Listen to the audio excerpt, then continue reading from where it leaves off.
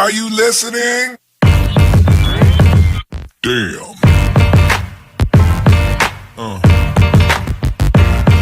Yeah. Another episode of Trash Talk. With me, as always, is TJ O'Connor. I'm Damian Hill. Tonight we have Brian Peterson, who's getting ready to fight Thomas Peterson at LFA 82, going down at Mystic Lake Casino. Trash Talk is brought to you again by Valhalla Combat Sports Incorporated, Ink Shrinks Tattoo out New Brighton, Minnesota, Origin Wellness CBD, The Fighters, TJ's mom, James Clark's Origin Wellness. Oh my God. James Clark's Sports Psychology and Hypnosis Therapy. And did I say Spartan Martial Arts too already? I hope I did. Anyway. Say him again. Yeah, how you doing, Brian? I'm doing great, guys. Thanks for having me. No, thank you for being on. Thank you for taking the time with us. We really appreciate it. We were able to interview Thomas Peterson already. We've actually had him on a few times on our show. Were you able to see his interview at all? I did watch the interview. Yes, sir.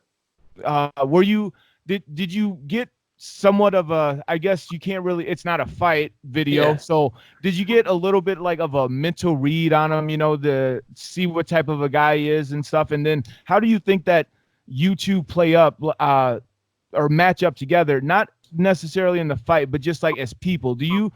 I'm curious to see, like, because speaking with you, setting up this interview, you both are really nice guys, at least to me. At least to me. So yeah, so I got that same impression. Like he's a respectful guy who I get the sense, like, I always say this, I think there's like three reasons people fight, right? You have people who fight because they want to make some money. You have people who fight because they like Facebook and Instagram likes. And then you have people who fight because they like to fight. And I get the sense that he's that dude, like that's who I am. I'm an older guy. And I listened to the interview with Thomas. It's kind of funny. He said, "I'm not full of piss and vinegar," I think was the quote. Yeah. Yeah, right? I'm like, that's kind of true, man. I'm an old man. But like, I'm like from the old school, man, where like guys didn't talk shit, because they were just going to fight, and Yeah. it was guys who just like literally at times would show up to like the bar and like, that's when fights happened, right? Like for early MMA days, like unsanctioned, and you just showed up, right? And like I kind of like was around cats who like came up through that, so like that's kind of where I'm at. Like I fight because I choose to fight. Like I don't need to fight. I have a great career. Like I do this like because I love it. And I think that comes across in your fight videos, in your style of fighting. Just a couple fights that I had a chance of watching when we were preparing for the interview. I really enjoyed the way, just the way you're willing to bite down on that mouth guard and see what happens. And I think that it's a testament to, like you said, an old school style of looking at it.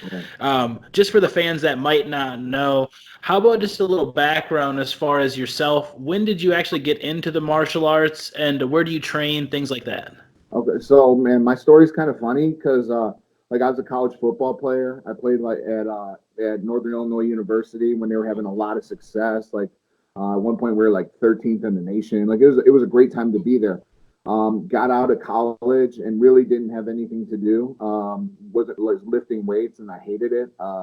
My one of my buddies, his girlfriend did cardio kickboxing. Like no joke, like those like Wave Master bags and like literally doing like some like almost like Taibo, right? So I started going there and it was at like a kid's Taekwondo gym.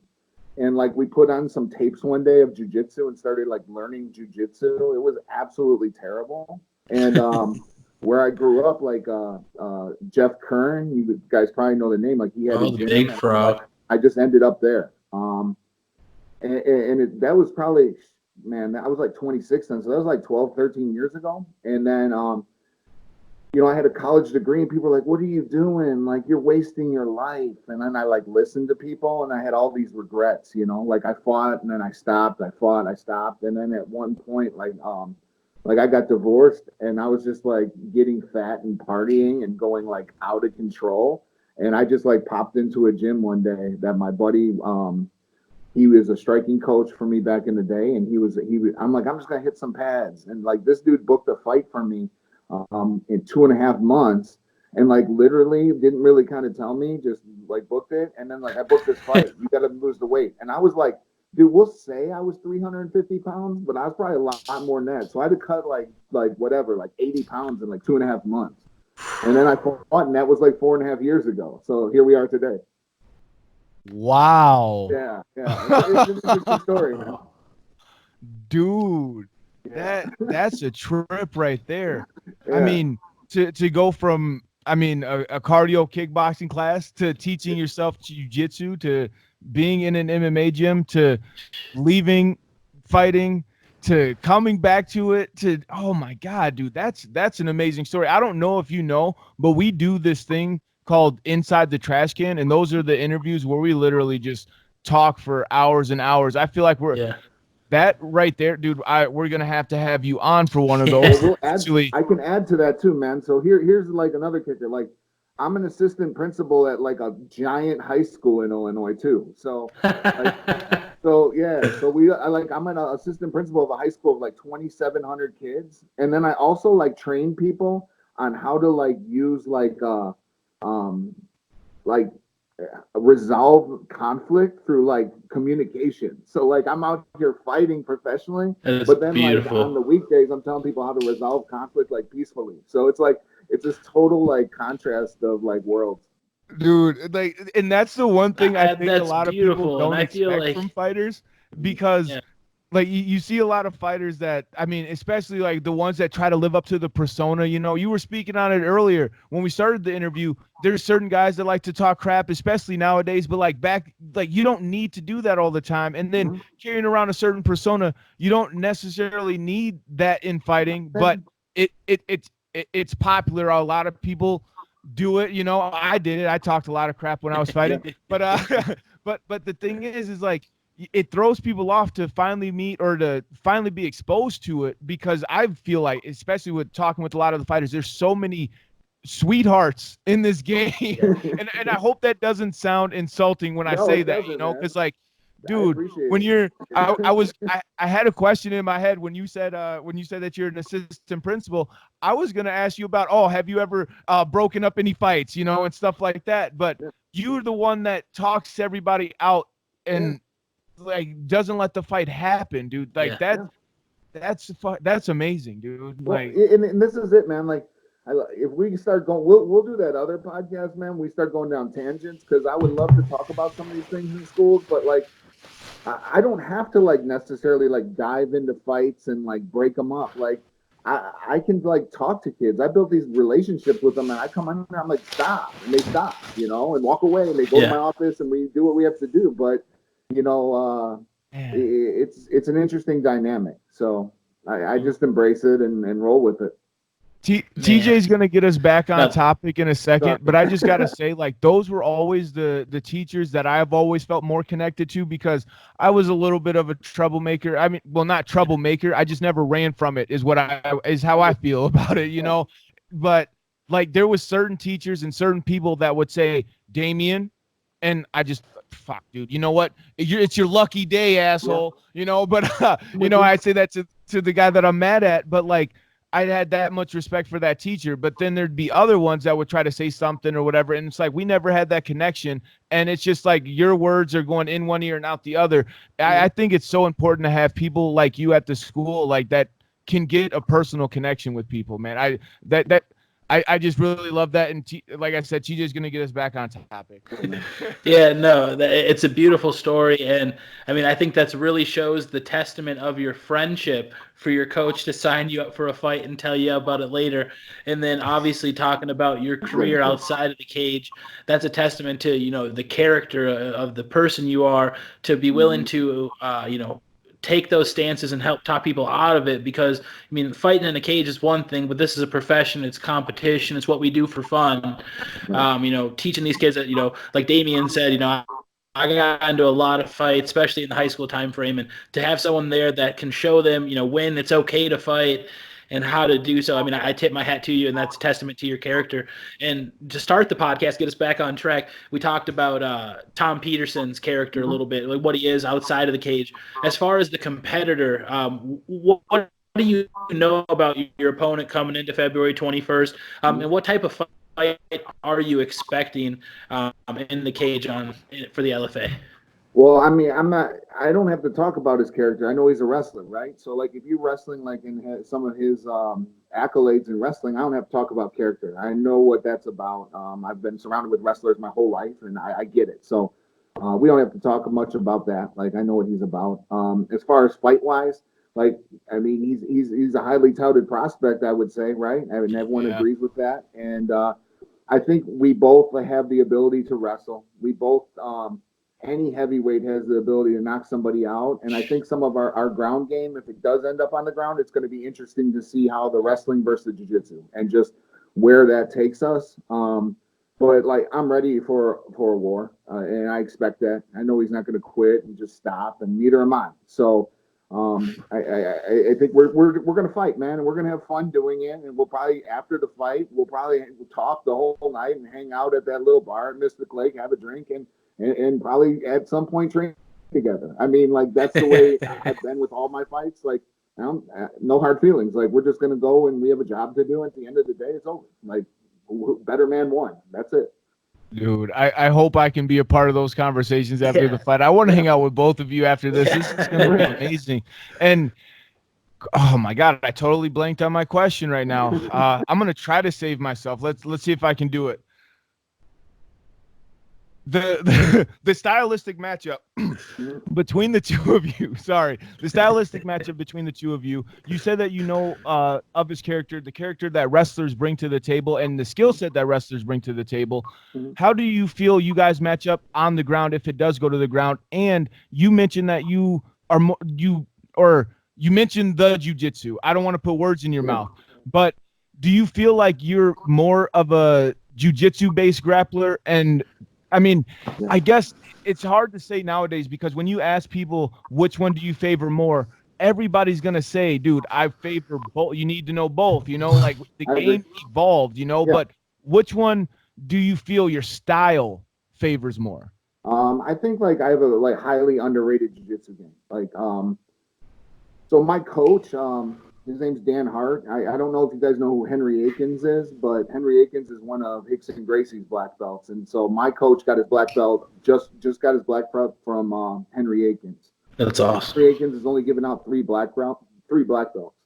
Like, Henry Akins was Cronin's coach, Cron Gracie. Like, he was his Cron out in California. So, like, the jiu-jitsu that I'm getting is not far removed from, like, Hickson stuff, So heavy pressure, about control. And it fits like it's a self-defense based jiu-jitsu, and it works really well for me. And that's what I've really put a lot of effort and time into with this fight, has been that. And it's been a lot of fun. It's something I really enjoy and what I want to pursue. So I'm just really happy that we're going down that route. So I feel lucky. Yeah, I would say so. That's high level training. I mean, that's like going to Florida and getting the orange juice from the tree. I mean, you're not very far removed from where the juice is coming from. So I mean, I feel like stylistically that's a great thing. And we talked about the stylistic matchups. Now, especially being this close to the fight, I never want to ask anybody to give away any type of game plan. But if there was one thing that you need to bring to the cage on February 21st to ensure that your hand gets raised, and that you bring the win back with you to Illinois, what would it be? And he said the same thing that I'm going to say is that, like, man, this game plan stuff, like, that shit all goes out the window, like, so fast. And I know with my last fight in LFA, I had a game plan. And like, I think I executed some of that really well. But when I had my opportunities on the ground, I forced stuff, and it really... Dude, it set me back. Like, I tried to do things I didn't do. Like, when I was on top and side control on the bottom, like, I was trying to do this key lock, and I'm like, or Americana. I'm like, what am I doing? Like, I should have just like went to knee on belly and started punching, like, and finished the fight there. So I think with this fight, like, I have to be active and moving and look for those opportunities for the takedowns. And if they come, they come. They don't. But like, man, I don't really have a prediction of how this thing's going to look, because I think we both have a lot of skill sets that could offset each other, but we also have some areas that are like exactly the same. So I just expect a war. I'll be really honest with you, and I'm ready for that. Man, fuck, I love it. TJ, do you have a follow-up question? Because like I'm just, dude, I'm just like I'm such a huge fight fan. Like Yeah. myself and TJ, like I said at our last interview, we have a job title or whatever, analyst, reporter, or whatever. I don't know, whatever you want to call us. But we're just fans that fucking talk to fighters. I feel like, oh man, Hey, I while you loved it. take a walk, because I didn't bring my charger down to my basement, so I'm going to plug my phone in for it. Down. Okay, no, you're fine. Sorry. Yeah, no, definitely. You're Tour of the fine on the move here, and just kind of just getting to it anyways. Like Damian said, we're fans. We get excited, and just be this close to fights when the LFA comes. I mean, we're spoiled to have these fights in our backyard, and I'm excited for this one even more now after having the chance to talk to you and getting your mentality going into this fight. Just before we do wrap it up, I always like to give the platform here. We want to open it up. Anybody that you want to thank that's been there for you inside the gym, outside the gym, sponsors, anything like that, open platform, just anybody that you want to give a shout out to. Yeah, so like that coach who kind of booked that fight for me, like this is one dude I have to thank. His name's Barry Hoppin. Been around this game for a long time. I have Dan Hart, my jiu-jitsu coach. I have a conditioning coach, Larry Lilja. He's kind of behind the scenes. But I've had some great sponsors, man. I a Relish brand. They do all my logos, all my design work. Estrada Customs, a custom car shop that's done some stuff for me. Nate Bjork Tattooing. You'll see this pretty cool back piece I'm working on with him. And then Our Life CBD. So I got hooked up with these guys, man. I've never really used a lot of CBD before, but like, man, this has been I would have to say life changing. I've had a lot of problem with asthma throughout my life, man, and surprisingly, the CBD is like changed the game for me with that. Like literally, like I've been through all the meds and all that, but I've been taking this stuff, man. It's been amazing. So big shout out to them. Thank you. Oh yeah, well, I'm a big believer in the CBD movement. Like I've been trying to pass it on to TJ for a long time. I mean, I think I'm finally starting to get him to like finally start to believe. But but I've been a believer for a long time, and I'm glad to hear that you found something that works for you, dude. Like man, all these times, all these bullshit meds, man, and like I finally tried something different, and I'm really happy I did. So it's for anybody out there who's dealing with some inflammation or like asthma, man, just give it a shot. It was pretty amazing. Yeah, and man, I had a question on the top of my head before TJ before we started to wrap it up. I wanted to ask it one more time because it wasn't even a question for the interview. It's like it's just personal questions for myself, but I can't remember it at the moment, so I think we're just gonna wrap it up, you guys. I'll probably text it to you later though, if that's okay. I'll answer, man. We'll post it to the comments of this interview. Exactly, and then people watching right now, hit that like button, subscribe to Trash Talk with Damian and TJ. Man, it was such a pleasure having you on. I can't wait to have you on again, man. Like we're definitely gonna have to go inside the trash can. Well, before then, we're definitely we'll talk after this fight in that lobby over there at the. Hell yeah! All right. Hell yeah! Oh, definitely. All right, gentlemen. Well, I really appreciate you having. And then.